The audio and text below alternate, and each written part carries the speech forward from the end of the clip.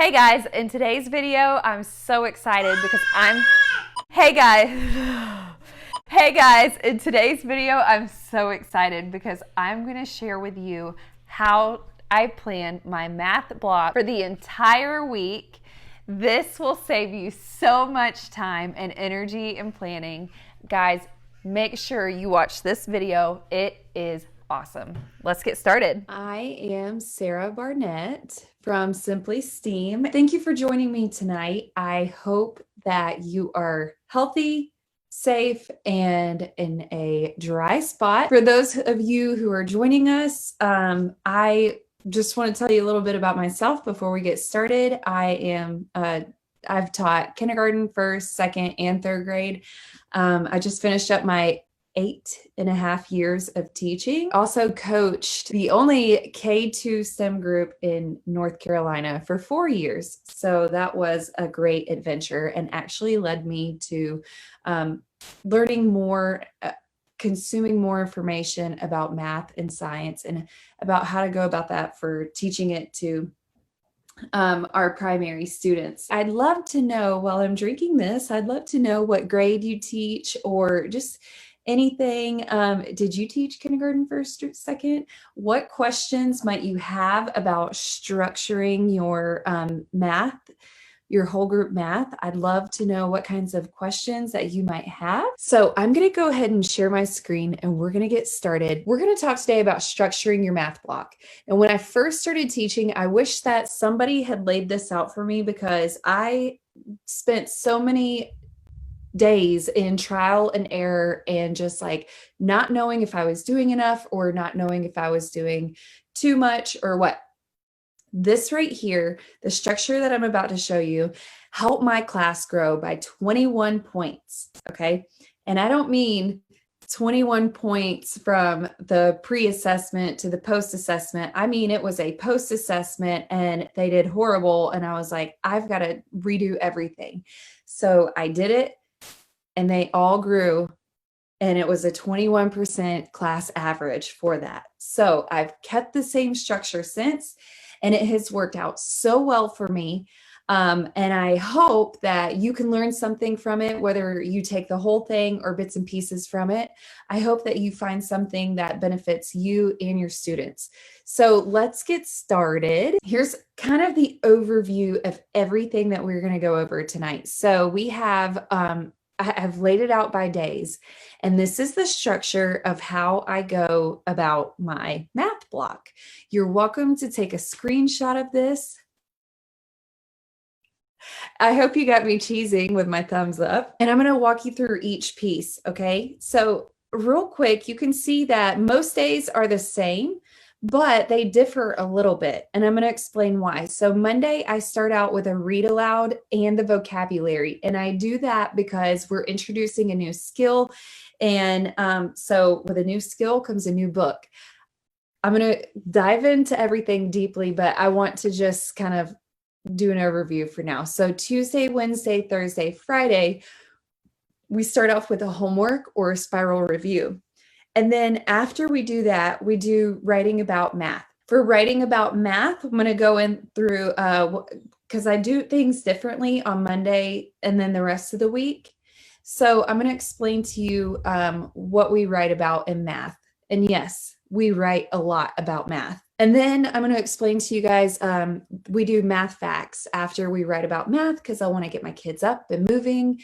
Because normally when you're just starting out in the morning and you're sitting there and you're writing, you get really quiet.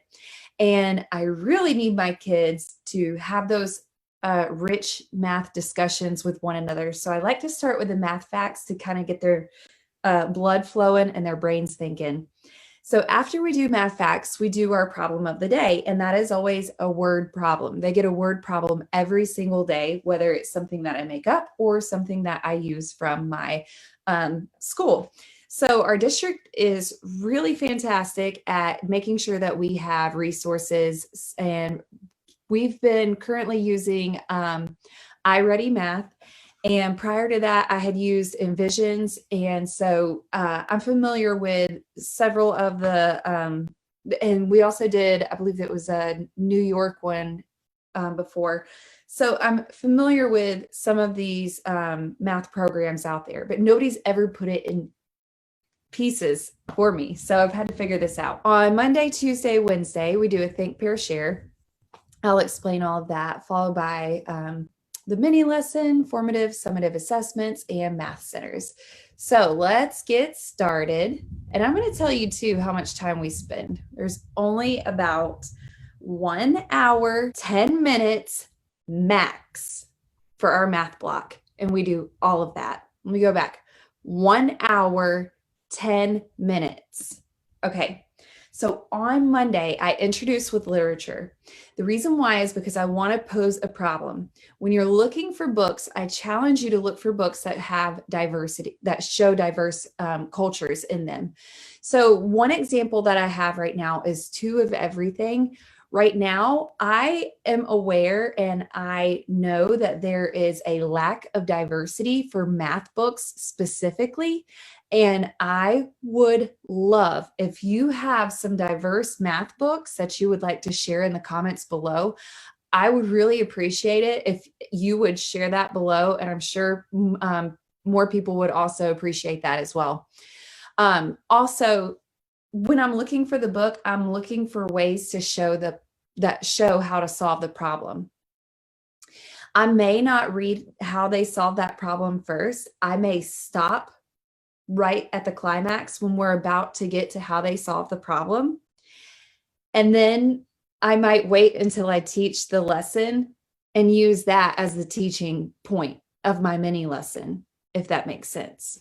So for instance, A Fair Bear Share is a very cute book. It's a fiction story, and it's about a greedy little bear, and he wants to eat all the berries and all the ingredients for the pie that they're making for the mom. So in the story, Brother Bear keeps taking away all of the ingredients, and they keep subtracting and subtracting. So instead of showing how I would solve the problem, I would stop right there, let my kids do it, and then do the mini lesson using the book. But not only does it do that, it helps give your students context and schema that they need in order to solve these problems and understand it and apply the vocabulary. So like I said, on Tuesday, Wednesday, Thursday, Friday, we have homework or spiral review. I don't like giving homework. So what I do instead is I either give them homework type-ish stuff to do for morning work, or at the end of the day, I have about a 20-minute block where my students, we do ketchup, mustard, pickles time. Ketchup is where they catch up on work that they've missed. Mustard is what they must do, like packing their bags, cleaning their cubby, things like that. And pickles time is where they get to choose what they want to do. So for this homework spiral review, they do this part for ketchup. Oh, I'm sorry, for must do. They must do this before they get to pick. When we review this in the morning, they share their answers with a partner first. Then we discuss the answers as a whole group. If anybody, had a different answer or whatever, we share those and discuss them. If not, we keep moving on. Then after we get through that part, we're going to write about math. All right. Your writing about math is like the area rug for your house. Okay. It ties everything together, and you're going to see why. And I hope it blows your mind, because my kids grew to be such great writers. And this is why, because we wrote in math class. So the writing should be quick, thoughtful, honest, and private. It should be kept between you and your student unless they give you permission to share. And sometimes, and most often, they will. So on Monday, we write about math by doing KWL charts. Sometimes, not all the time, but sometimes we will do a KWL chart. And this chart will carry them through the rest of the week when they go into their math center. So the KWL, for those of you who may not know, is what they know, what they want to know, and what they've learned. And so it's a 3-column chart, and then they just write sentences into each column. They could also write about what might be hard about this skill. And if I'm doing the one big pair of underwear. That's subtracting within 5. It might be hard to take away for kids to count backwards, and they could write that in a sentence. I hope I can subtract after learning about how to use a number line. I should work on counting backwards in order to help me with subtraction because it would really make life a lot easier for me. Hit that subscribe button right now. Now, for the rest of the week, my kids get a choice board. And in this choice board, they have narrative, persuasive, and opinion writing. These are some of the topics that my students can use for basically anything. So I'm going to go through these. I just want you to take a screenshot if you'd like to check this out. So this one's writing about math narratives. This one's writing about math for opinions. I also love this one right here in the middle. I like or I don't like using this strategy because, or take it to the next level. I prefer using this strategy versus this strategy because when I could get my third graders to write like that, they were on a whole nother level of thinking with math. It was awesome seeing them just grow from comparing those strategies and knowing both of them, because there's more than one way. And it's okay. They don't have to know all of them. They just have to know which one works for them. This one's for writing about math informative. So these, I love these. Here's how to blank in 5 steps. So they could write about subtracting in 5 steps. Learn how to blank using these 2 strategies. They could write about 2 strategies they've learned. They can even create a math vocabulary dictionary. And this is terrific for our English learners. Okay, so after we do the math writing, oh, and by the way, guys, that math writing is only 5 minutes long. We do a math fact practice. This is only 10% of your math block. So if you have an hour-long math block like me, it's 6 minutes. We only spend 6 minutes, and this is what saves me. So you are going to start teaching your math facts concrete, and then with models, and then teach them abstractly. But so you can start with the whole 0 to 10 or whatever, just focus on your ones for 3 weeks, however you want to do it. And in week 1, you teach it concretely using building blocks. In week 2, you teach it using tens frames. And in week 3, you teach it with the equations. The example that I have right here is my fact folder, and it is abstract. It has equations on it. So some of the activities that I like to do, one of them is called Bullwinkle. And in Bullwinkle, this one's more of a concrete activity. So you know Bullwinkle, the moose, and you're going to tell your students, you say, show me a number pair for 5. And they have to say Bullwinkle and hold up their hands. Now, 3 and 2. You might have some students that just say 5 and 0, or 2 and 3, or 1 and 4. So it's neat because the kids can look around the room and see, and they know all of the different number pairs. So that's a really fun activity. The interactive math facts folder is right here. Those are really cool. You just flip the tab and it tells you the sum on the back. You flip it over and then it's reverse. It's minus. Fact Fluency Fitness by Tickle Pink and Primary is one of my favorite resources from Teachers Pay Teachers because it gets students, again, moving and gets their blood pumping, and they love it. Also, we like to play around the world sometimes if we're like doing math at the end of the day or something and it gets a little, we're a little tired. We do around the world, and that's a pretty fun game. I think most teachers know that. If you don't, just let me know and I'll tell you.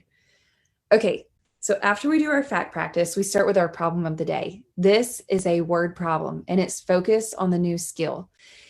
I give my students access to manipulatives to help them solve the problem. They also use a dry erase board because they are going to make mistakes, and they will see that, and they will get so frustrated erasing their paper. They'll spend more time erasing their paper than just wiping the board. Okay. But here is where you have an opportunity to teach growth mindset. They're not going to get it the first time, and that's okay. You let them struggle just a little bit so they can build those strong synapses in their brain when they're ready to learn. Okay. This is what gets them hungry to learn. So after you teach, or after they do their problem of the day, we do a think, pair, share. So they take their whiteboard and they sit elbow to elbow, knee to knee with a partner. This is 3 minutes total. Okay. They spend 1 minute solving the problem. They spend 1 minute speaking and listening. Those are your ELA standards that are integrated already into your math. So 1 minute of speaking and listening and sharing ideas with a partner.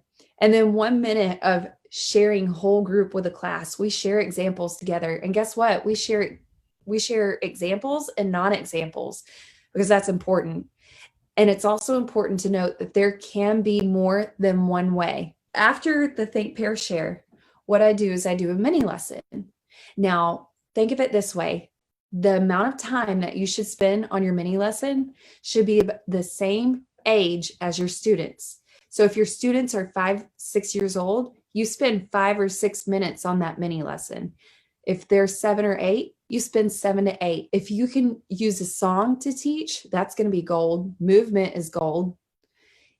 Go rich in vocabulary. Practice using it over and over and over. Don't dumb it down because they're not going to have dumbed down questions on a test. Interactive journals, you can use those. I like to use those on Thursdays and Fridays when we've taught the skill and we're just reviewing it now. Use anchor charts. Give examples and non-examples. When you're doing your anchor charts, you don't have to already have it pre-made and beautiful like the one I'm showing you below, which my friend Chelsea Blondin made. She did a very nice job. But it doesn't have to be beautiful like this. You can fill it in as you go. So for this one, I might actually fill in the grid right here. And if I wanted to make it cute and stuff to capture their attention, I could do that before. But then as we're going and learning about it together, I'll fill it out together. After we do that, we do a daily assessment. This daily assessment, you guys, I promise you, most of the time it's just one question. It is a quick formative assessment. There are never more than 3 problems. If you look at your standard, now I know first grade, you guys have some kind of crazy standards, but most standards have 3 or fewer parts to them. So when you're doing a formative assessment, you should have like one thing, especially if you're teaching a skill that day, it's one thing, one part of the standard that you taught. Take note as you're doing this too, okay? And what I do is I make sure that with these assessments that I can go back quick and I can look over my student and I can see their shoulder, like what they've written down, and I can write down their name. And I do. I take a paper, I fold it into 4 quarters, and I do a 1, 2, 3, 4. And my students who are at 1 are at risk. That means that they didn't meet any of the skill that I was teaching them. They didn't meet the skill on Monday. They didn't meet the skill on Tuesday. They didn't meet it on Wednesday. None of it. So I write their name down in the 1 quarter. 2 is progressing. That means that they have met some of the skill or part of the skill. And that's going to be my, I'm going to go back and I'm going to see what was the last skill that they mastered. And I'm going to see what the prerequisite is that they need in order to learn that skill. Maybe they just need to review it again. I write their names down on where they belong. Now my 3 is explanatory. My 4 is exceeds skill, meets the skill, and can apply it to a higher level than required. So when you think about your Bloom's taxonomy, did they take it to another level with their work somehow? It's kind of rare, but you are going to have some of those students who do that. And then our summative assessments, there are weekly quizzes, our unit tests that we do. And for our weekly quizzes, that's how I get their grades. So for math centers, we do that after we do the formative assessment. I'm going to go into more about this next week because this is a whole nother thing in itself. If you have any questions about whole group teaching or anything about I've gone over that you want to know more about, you can always direct message me. You can email me. You can do a Q&A with my TPT shop or DM me on Instagram. Well, thanks so much for watching. I hope that you enjoyed this video today. Let us know. Make sure you like and comment below with something that you've learned. And also, don't forget to hit that subscribe button. We'll see you soon. Bye.